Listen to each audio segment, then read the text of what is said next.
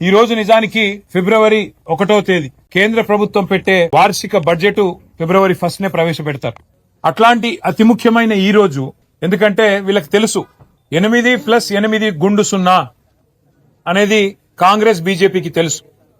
8 మంది పార్లమెంట్ సభ్యులు కాంగ్రెస్ కున్నా, 8 మంది పార్లమెంట్ సభ్యులు భారతీయ జనతా పార్టీకున్నా, తెలంగాణకి గత 2 బడ్జెట్లలో దక్కింది 0, ఈ బడ్జెట్ లో కూడా దక్కేది 0 అనేది స్పష్టంగా తెలుసు. కాబట్టే ఇవాళ కేవలం ఆ అంశం మీదికి, వీళ్ళ వైఫల్యం మీదికి, వీళ్ళ చాతగాంతనం మీదికి, వీళ్ళ అసమర్థత మీదికి కేంద్రంతో పోరాడి నిధులు తేలేని మరి తమ వైఫల్యాన్ని కప్పిపుచ్చుకోవడానికే ఈరోజు ఉద్దేశపూర్వకంగా మా నాయకుడు కేసీఆర్ గారికి ఆగమేఘాల మీద ఏదో ఆకాశం ఏదో కూలిపోయినట్టు 2 సంవత్సరాల కిందట విచారణ ప్రారంభమైతే 2 సంవత్సరాల కిందట కేసు పెడితే కేవలం ఫోకస్ షిఫ్ట్ కోసమే ఈ రోజు ఇక్కడ కేసీఆర్ గారికి ఒక ఆదివారం పూట అది కూడా విచారణ అని చెప్పి వారు ఎంబడబడ్డారు.